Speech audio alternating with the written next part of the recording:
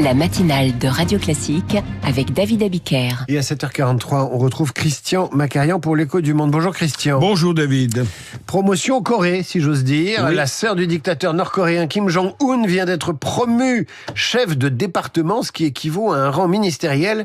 Alors, quelle signification donnez-vous à cette promotion, si ce n'est une ascension ? Eh bien, laissez-moi, David, vous présenter à nouveau une de vos lointaines connaissances. Ah. Oui, vous la connaissez, nous en avons déjà parlé à ce micro. Kim Yo-jong, 38 ans, éduquée en Suisse, s'il vous plaît, la sœur du dirigeant nord-coréen Kim Jong-un, l'une des plus proches collaboratrices de son frère et l'une des femmes les plus influentes dans les sphères du pouvoir à Pyongyang. Kim Yo-jong vient d'accéder à un niveau de responsabilité ministérielle à l'occasion du comité central du Parti des travailleurs. Comité central, c'est le 9e depuis la prise de fonction de Kim Jong-un en 2016. Et ce comité a pour fonction d'orienter l'action de l'État, que ce soit pour la planification de la guerre ou sa diplomatie. Du coup, des milliers de cadres sont venus de tout le pays pour assister à l'événement, et ces congrès du parti, il faut le rappeler, avaient été abandonnés sous le père du dictateur actuel, qui s'appelait Kim Jong-il. Ils ont été relancés par le fils, Kim Jong-un, qui maintenant propulse sa sœur, Kim Yo-jong. Est-ce que c'est clair ? C'est à peu près clair. Cela dit, l'ascension de Kim Yo-jong n'est pas vraiment une nouveauté. Non, effectivement, c'est le moins qu'on puisse dire. Kim Yo-jong est régulièrement cité dans les prises de position de la Corée du Nord sur la scène internationale. Elle représente, si vous voulez, l'autre visage du régime, sans plus de tendresse, je tiens à le dire. Le régime l'a aussi mis en avant lors du rapprochement éphémère entre les deux Corées en 2018, année où Kim Yo-jong est apparue en public officiellement. Depuis, elle ne mâche pas ses mots. Elle avait qualifié, il y a quelque temps, l'ancien président sud-coréen de chien fidèle des États-Unis, je cite. Et rappelons qu'elle sait de qui tenir, puisque lors du précédent congrès, le leader Maximo Kim Jong-un avait déclaré que les États-Unis étaient, je cite là aussi, le plus grand ennemi de la nation. D'où la question qui surgit aujourd'hui.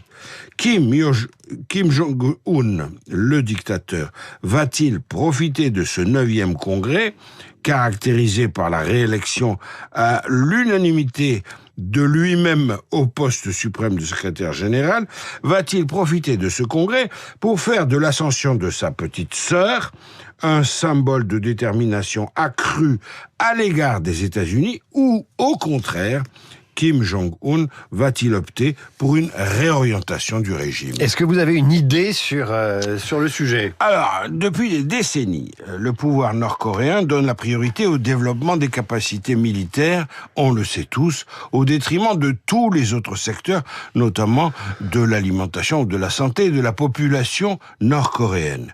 Ce couteau-programme nucléaire, qui est celui de la Corée du Nord, est caractérisé quand même par 6 essais atomiques entre 2006 et 2017, et par la mise au point de missiles balistiques intercontinentaux.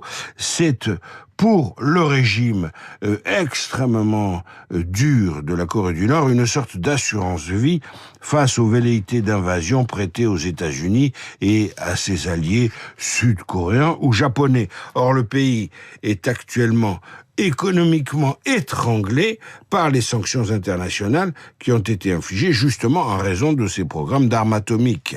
Donc Kim Jong-un peut tout à fait décider d'adoucir sa position anti-américaine, ou il peut au contraire la durcir alors qu'il doit dévoiler la 2e phase de son programme d'armement nucléaire au cours de ce congrès qui va durer plusieurs jours. Je pense quand même qu'il faut observer ça de près, parce que la réponse au durcissement ou à l'ouverture, si on peut dire ainsi, est à chercher dans l'attitude et les propos de la sœur du dictateur, Kim Yo-jong, la sœur du dictateur Kim Yo-jong, qui devient en quelque sorte une sorte de baromètre idéologique de la Corée du Nord. Christian Macarian pour l'Écho du Monde, chronique à retrouver sur votre application Radio Classique. Christian, à demain. Il est 7h48, à suivre le journal imprévisible après la dynastie nord-coréenne. Scandale chez